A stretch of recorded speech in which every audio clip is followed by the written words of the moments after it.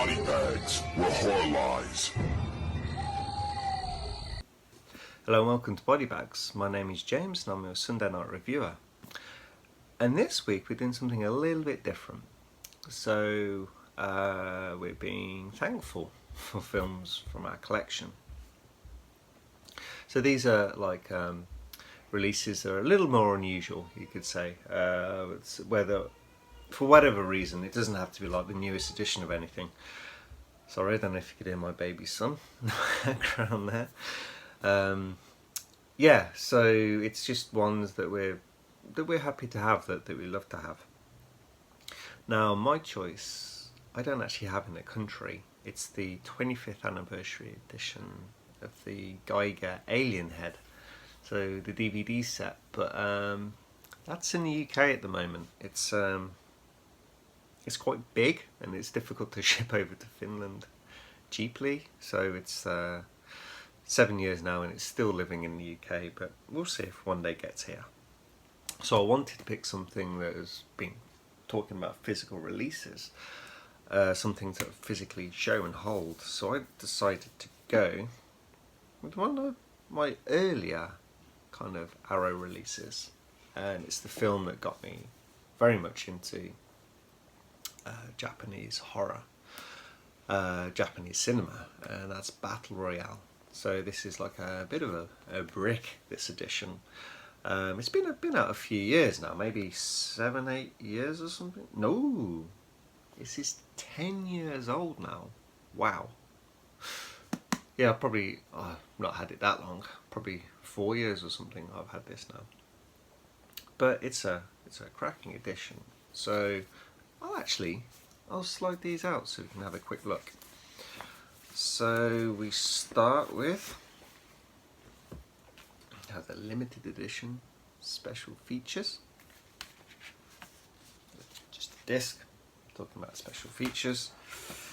Then we have our comic and postcards, which is here. So we have a poster. Right here, I have some cool postcards from the movie. So there's a mini one. It's saying it's number 1025 out of a pressing of 10,000. When these things add slightly larger numbers, and then we have different postcards from different scenes of the movie. Okay, don't need to really go through that too much. Let's have a quick look at the poster. We've got the original artwork. There we go. Open the rest of it. That would help. There we go. And there's some commissioned artwork. We have on not three leads really, but oh well. I would have thought it'd been like the main leads of the film. And then this is quite cool. I forgot about this. Yeah, it's the comic.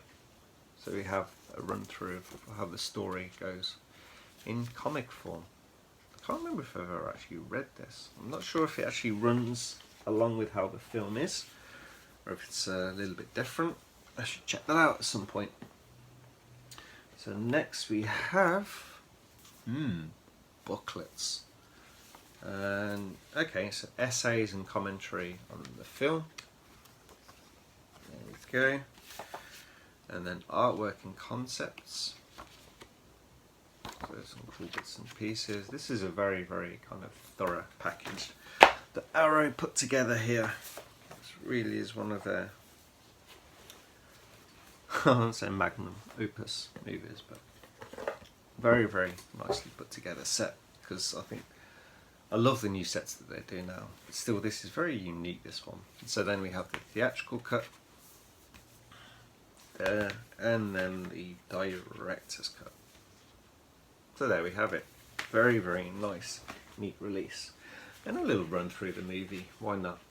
So you have this kind of, it was quite unique. Well, definitely more so when this came out. You know, when did this come out? 2000 or something? I don't know when the original film came out. Something around like 2000 or something like that. Something like that, yeah. So yeah, a little more unique around that time of these sorts of films. So it's kind of like you have this culling. So every year in Japan, it's like there's all these delinquent kids going crazy, and they pick a class to compete in these games. See, it sounds like I'm talking about Hunger Games now, but this was way before Hunger Games.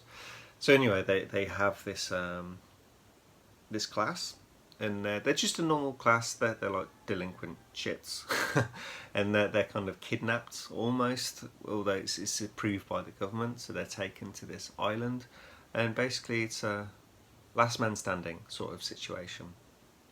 And it's an interesting film how it's all put together. It's like some of the kids don't believe it, some of them do, and then when it all starts happening, it's like, yeah, it's pretty interesting, like how they tackle this. It's like some of the kids, they stick to their friendships, some of them are very caring towards others, some are just cutthroat and just don't give a shit about anyone. And it's funny, there's actually a couple of previous people here from like previous games, like previous winners. I can't remember why they're in there now, why they were accepted, but yeah, and one turns out to be psycho, and the other one, he's got a bit of a conscience.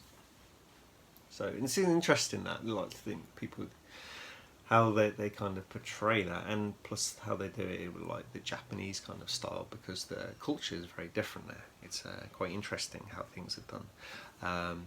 Probably mentioned before, like I have my brother-in-law is Japanese, lives here in Finland, and it's yeah, the culture is so different. Like whenever his father comes to visit, or his sister and cousins and that, it's so different. Like when he tells me about school life and things, just how he is as well, it's so different to the European way of life.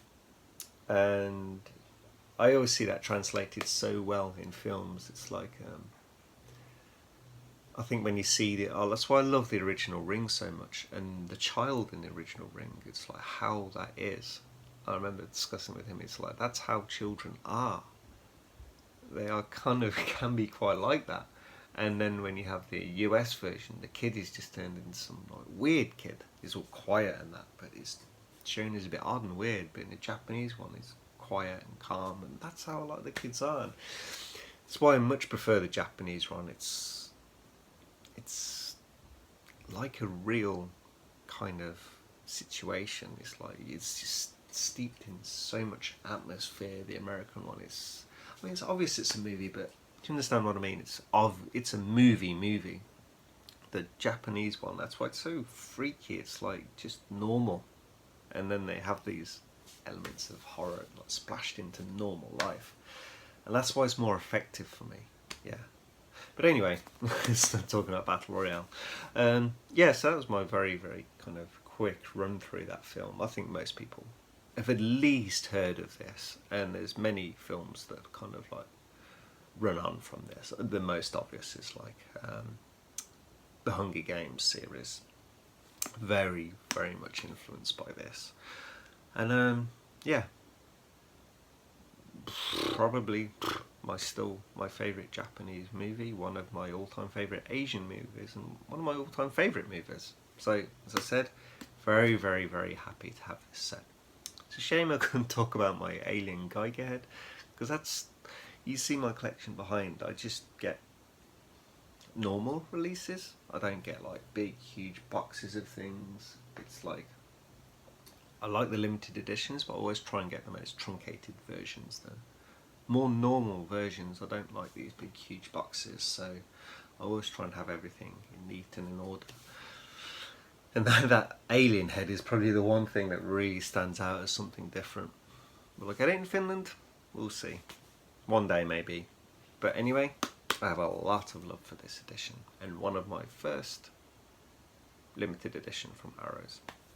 And I hope you guys enjoyed this review, and I'll catch you next week where I'm having a little dip into a nod for my American and Canadian friends, a little dip into Thanksgiving. So catch you next week. Bye bye.